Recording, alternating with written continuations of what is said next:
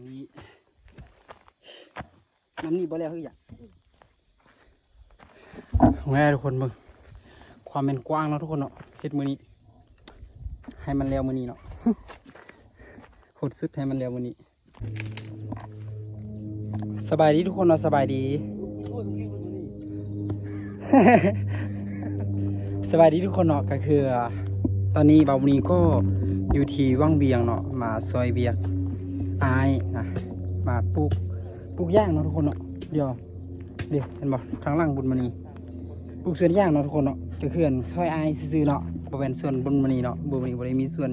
ใหญ่ปานนี้เห็นบ่ทุกคนเนาะที่ทุกคนเห็นอันภูเข้ามันเป็นแบบนี้นะทุกคนก็คือ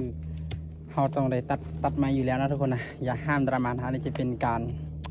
เลี้ยงชีพของแต่ละคนและก็เชื่อว่าพี่น้องเมืองไทยก็มีเช่นเดียวกันเนาะที่ตัดไม้แล้วก็ปลูกยางประมาณนั้นนะทุกคนเนาะแล้วมื้อนี้ก็ได้มีโอกาสปลูกยางทุกคนนะโอ้อากาศแบบมันร้อนหลายเลยนะทุกคนเนาะบ่มีแดดแต่ว่ามันร้อนเนาะรู้สึกว่าแบบยานฝนอีตกตอนแรกประมาณนั้นนะทุกคนมาเบิ่งผลงานที่เขาจะเฮ็ดมือเบิ่งมื้อนี้นะทุกคนเนาะเบิ่งแต่ละคนเดี๋ยวใช้เบิ่งกองหลังนี่ทุกคนก็จะประมาณนี้เดี๋ยวเลยคักบรรยากาศอากาศร้อนเนาะทุกคนอย่ากุดรอเครื่องตู้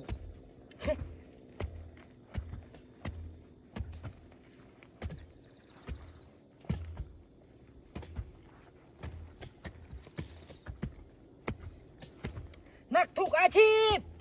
ไม่มีอาชีพไหนสบายเลยนักของเราของการนักของไม่มีอาชีพไหน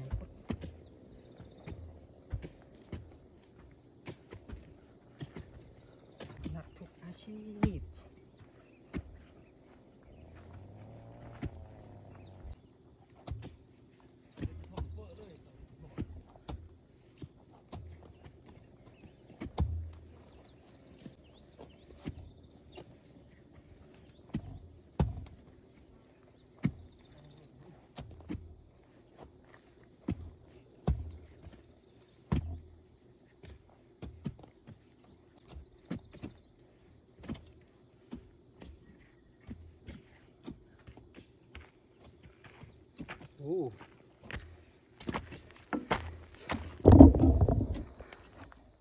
นี่นะทุกคนเขาก็จะขุดเป็นหูแบบนี้แล้วก็ใส่เป็นยางขุดต่อไปนะทุกคน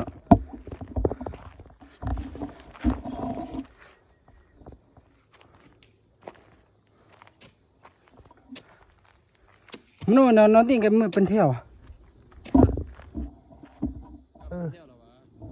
เขากี่กันยี่นี่มันให้มาขี้หรือว่าเรียนนั่นน่ะวะเมื่อเราเอาจุดเสียมันคือเท่แต่งความเท่ดิความเท่ต้องมาก่อนดิอันนี้ก็เป็นประธานบริษัทเฮาเนาะบ่ให้อยู่ลาวันนี้นะ ประธานบริษัทเฮาเป็นผู้ที่ปลูกเนาะเขาเป็นผู้ที่ปลูกต้องให้มัน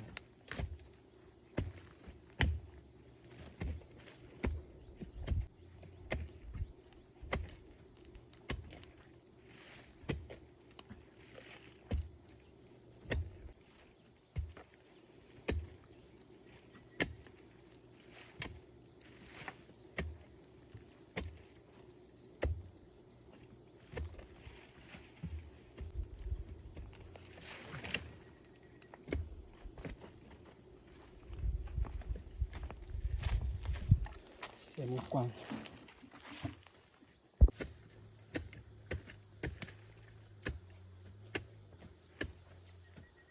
นี่มันก้อนของไอ้ได้เนี่ยก้อนด้านนี่ก้อนด้าน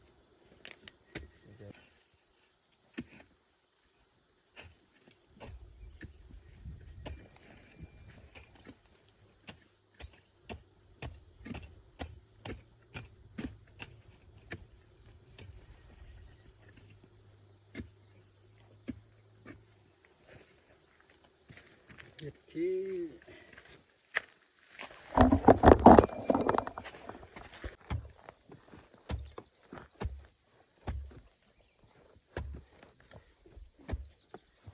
ฮ็ดได้ทุกอย่างเนาะวันนี้เฮ็ดได้ทุกอย่างเลยซิวๆสำนี้เนาะ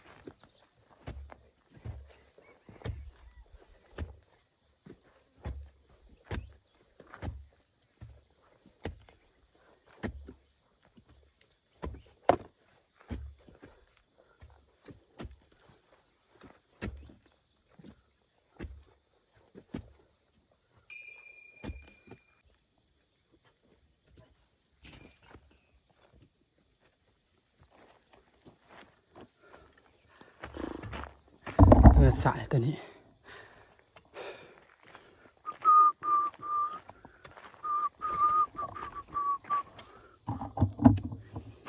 ซิวๆครับซิวๆกับการที่เรียกนะทุกคนเนาะอย่าซีเรียสกับชีวิตไร่เนาะอยู่เมืองใหญ่มันไม่อยู่กับเมืองใหญ่เนาะออกมาอยู่บนที่นอกมีย่างเห็ดเนาะอยู่ในเมืองใหญ่ออกมาอยู่นอกมีและไร่แล้วเห็ดเนาะ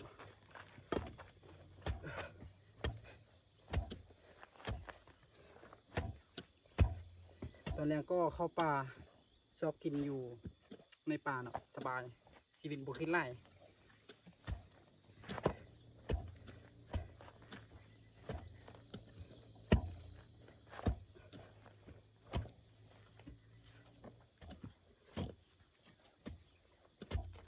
แต่กับวันแรกทุกคนเนาะทุกอย่างสมัยนี้ขับเคลื่อนด้วยเงินเนาะอย่างไรเขาก็ต้องสู้ชีวิตคิดนอกก็สู้ในเมืองก็สู้เนาะเพื่ออนาคตของเราเนาะคือนั่นนี่แหละเนาะหลายๆคนก็วางแผนระยะยาวมันก็คือเป็นการลงทุนระยะยาวในการที่ปลูกยางเนาะ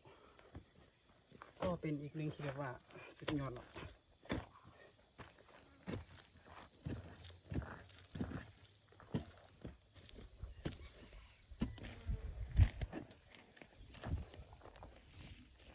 ไปประมาณนี้น้ำนี่บ่แล้วคืออย่างแม่ทุกคนมึงความเป็นกว้างเนาะทุกคนเนาะเฮ็ดมือนี้ให้มันเร็วมือนี้เนาะหดสุดให้มันเร็วมือนี้เฮ้ยเหนื่อยอ่ะ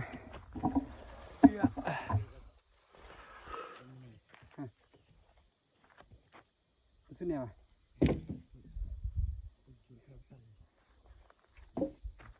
ยังไงก็สู้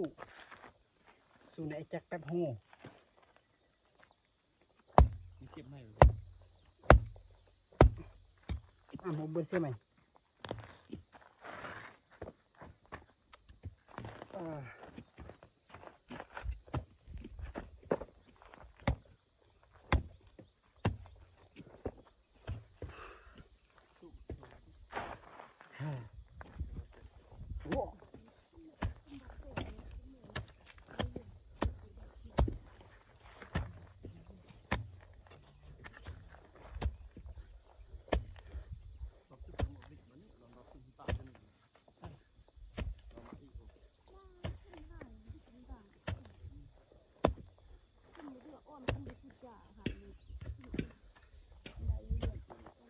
ลุย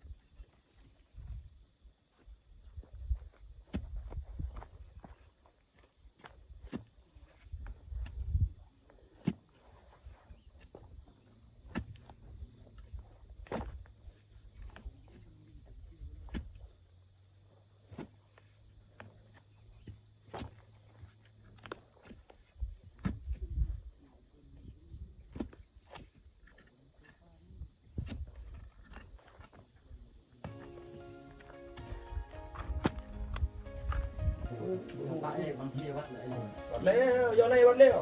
เราเข้าไปซิกย้อนในวัดแล้วเฮ้ย แต่นั้นก็ไม่ได้เซลินเราอันเดียวนอดสมานเดือดสิ ไม่โอ้วันนี้เขาเดียวส่วนแม่เอาคุยยังเอาแล้วเราเอามาบอกแล้วสีไปก็หน้าแม่เขาจะกลัวเปียกอยู่เดียวสีมิ้นก็จะกลัวกันนี่สีมิ้นจะต้องกลัวโอ้ยกลัวโอ้สมบูรณ์หมด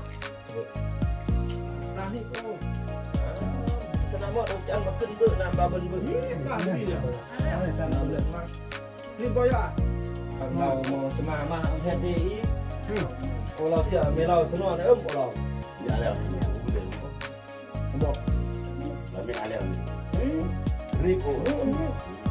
เป็นตื่นบ้านที่จะต้องพูดเรานอนอยู่เอาไปกลับมามาแนวเราแคมด้วยกัน มาโดนไปกับโอ้ไปเล่าแล้วกับบอกว่าเนี่ยย่าง ขอเพื่อนบ้านสิเพื่อนมันมาซื้อมันมาเกี่ยวมันจะมากับหมดเจ้าเราไปหมานี่โอ้ก็มึงจะมาเป็นกี่เบื่อก่อนมามึงจากนั้นจะหัวฝากกันตะลึงไอ้จำในเรื่องการมึงอยากเอาเดี๋ยวมามาต้นมึงมาโอ้การมึงนี่เขาเรียกกันเดี๋ยวมึงจะมึงจะกินอะไรโอ้ยมึงเราไปกินว่าแต่ทุกอย่างมันก็ไม่เกี่ยวกับการที่ผมเนี่ยเราจะได้โยกเราจะได้กุ้งโอ้ยบ้าโยกได้สบายเลยตาได้ไปมาเที่ยวเลยลูกไปเที่ยวแล้วได้ เอาเบื่อรับมาอีกจำพวกวันนั้นง่ายสุดไม่ยังก็ลุกมึงโอ้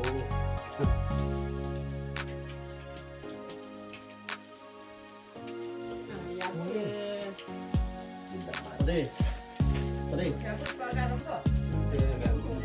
ดีดีลำลึกยังไงจะดึกดีฮาวุ่นวายไปแล้วยายแม่ปากตัวนี้ บอกนะ ผมจะต้มไปกันเสียซ่าตอนที่เป็นเรื่องเมื่อบ้านนึงว่าไม่ยันนอนห้องไปอ่ะเอียปัดหั่นหน่อย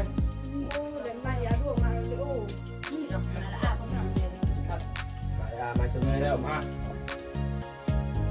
เดี๋ยวเรานอนเอียดไปตีตลมหนึ่งเพื่อโอ้ยอดเงี้ยยอดเลย